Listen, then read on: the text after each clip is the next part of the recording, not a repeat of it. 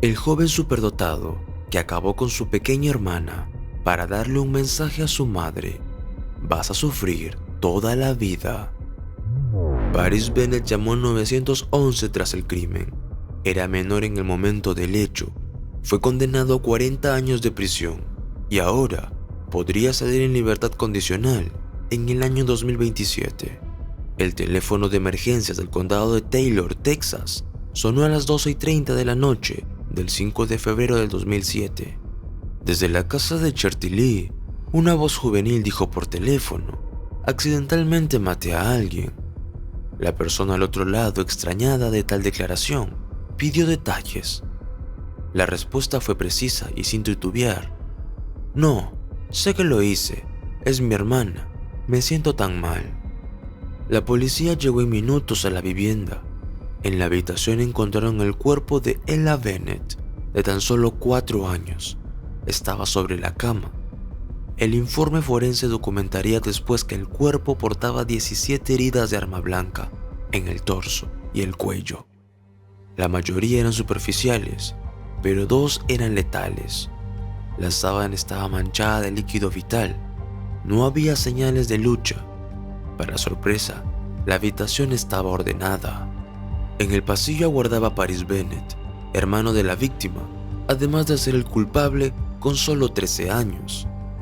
Vestía ropa limpia, no intentó huir, tampoco opuso resistencia. Había llamado primero a un amigo con el que habló unos minutos, 6 para ser exacto, según lo arrastrado por la policía, para luego recién llamar al 911. Los agentes notaron la ausencia de forcejeo. Paris explicó su método: primero la golpeó, luego la asfixió y por último la apuñaló despacio. Quería asegurarse de que muriera, pero sin hacer mucho ruido. La niñera que solía cuidar a los niños por la noche había sido despedida antes. Paris le dijo que podía irse temprano. Esperó a que la pequeña Ella durmiera para iniciar el ataque. ¿Pero por qué Paris acabó con la vida de su hermana menor? El primer relato de Paris fue confuso. Alegó que una visión le hizo ver a Ella como un demonio con cabezas de calabaza ardiendo, y dijo que no recordaba el momento exacto del ataque. Los investigadores rechazaron esta versión. Los especialistas no hallaron signo de psicosis ni antecedentes de esquizofrenia en el expediente médico. Pero en el interrogatorio, la historia cambió. Paris admitió haber planificado el homicidio. Había pasado horas revisando pornografía violenta en internet. El historial de la computadora familiar reveló búsquedas con términos como SIM, bondage, snuff films y sadismo. Otro dato es que la policía halló fluido corporal de Paris en la cama y en el cuerpo de la víctima. Él abusó sexualmente de ella, y fue antes del asesinato. Durante las entrevistas con los psiquiatras penitenciarios, Paris detalló el móvil. Lo hice para que no pudiera contarle a nadie, declaró. Años después, el relato sumó un matiz de crueldad dirigida a Charity, su propia madre. Paris confesó que también contempló acabar con la vida de ella. Sin embargo, decidió no hacerlo. Sus propias palabras fueron: si te hubiera matado, solo habrías sufrido unos minutos, pero vas a sufrir el resto de tu vida, mamá. Pero en verdad, ¿quién era Paris Bennett antes del crimen? Paris Bennett nació en octubre de 1993. Su madre, Chantilly, había sido adicta a la heroína. Logró dejar esa adicción antes del nacimiento de Paris y se mantuvo sobria durante años. El padre biológico, quien estuvo ausente, fue diagnosticado con esquizofrenia paranoide, pero entonces, debido a la ausencia del padre y a la abstinencia de la madre, Paris creció en un entorno estable hasta los 11 años. Desde pequeño, Paris mostró inteligencia avanzada. Las pruebas de coeficiente intelectual realizadas tras el crimen arrojaron 141 puntos, categoría de genio. Leía a los 3 años, a los 8 resolvía problemas de álgebra. no tenía antecedentes de violencia grave. Charity trabajaba y estudiaba, criaba sola a Paris y luego a Ella, nacida en el 2002. Pero en esta familia ya tenía marcas de sangre en el pasado. Cuando Charity tenía 6 años, su madre fue acusada de asesinar a su padre, caso que terminó en absolución por falta de pruebas, pero el dolor, pequeños traumas y consecuencias psicológicas, si no se tratan a veces, son como pequeños demonios que pueden ir atormentándonos poco a poco. El tiempo pasó y la estabilidad se rompió. Charity sufrió una recaída y empezó a consumir sustancias otra vez, cuando Paris tenía 11 años. Él lo supo y desde ahí la relación entre ambos se tensó. Paris dejó de hablarle por semanas y el resentimiento iba creciendo. Aquella noche del crimen, Charity Lee trabajaba en un restaurante. Al terminar el turno, vio llegar a la policía. «¿Qué ocurre?», le preguntó al oficial. «Tiene que acompañarnos», contestó el agente. En la comisaría le informaron que su pequeña había muerto. Charity exigió verla, pero no la dejaron. La reconstrucción de los hechos tomó semanas. Charity se aferró al expediente policial, leyó el informe forense, visitó a Paris en el centro de detención juvenil. «¿Por qué mataste a tu hermana?», le preguntó Charity. Él se mantuvo en silencio y negaba con la cabeza. El psiquiatra del caso diagnosticó a Paris como psicópata. El informe indicaba que tenía ausencia de empatía, capacidad de manipulación y encanto superficial. En las visitas, Paris alternaba entre el silencio y la hostilidad. Pero todo comportamiento te da señales de banderas rojas cuando no son adecuados.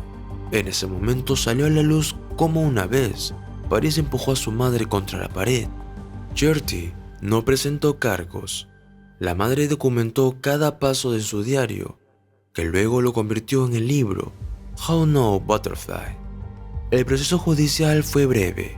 Paris, con 13 años, fue juzgado como menor. La pena máxima según la ley de Texas, 40 años de prisión. El tribunal aceptó la declaración de culpabilidad.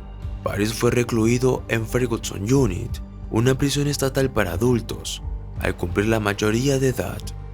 Allí estudió, trabajó en la biblioteca y mantuvo correspondencia con periodistas, psicólogos y escritores. Puede solicitar libertad condicional en el 2027.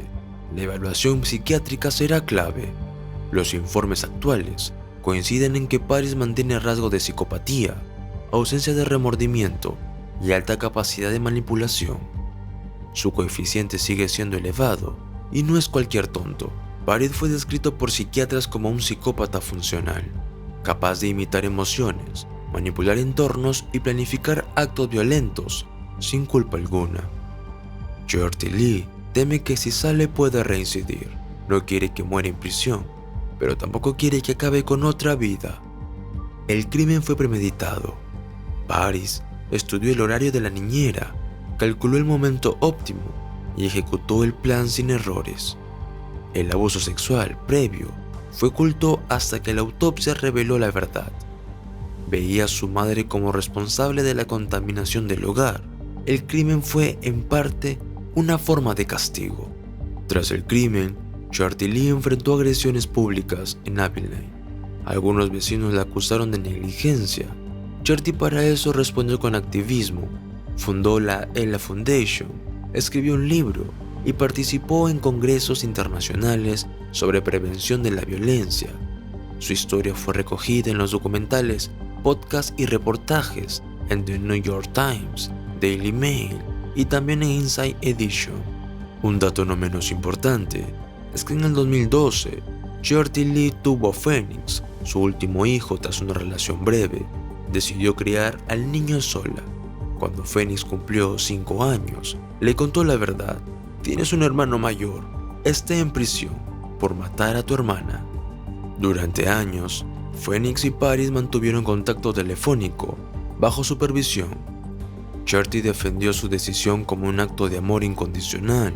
No quería que sus hijos crecieran odiando según ella. En 2021, Charity cortó todo vínculo con Paris tras descubrir que mantenía una relación con una mujer acusada de planear un tiroteo masivo.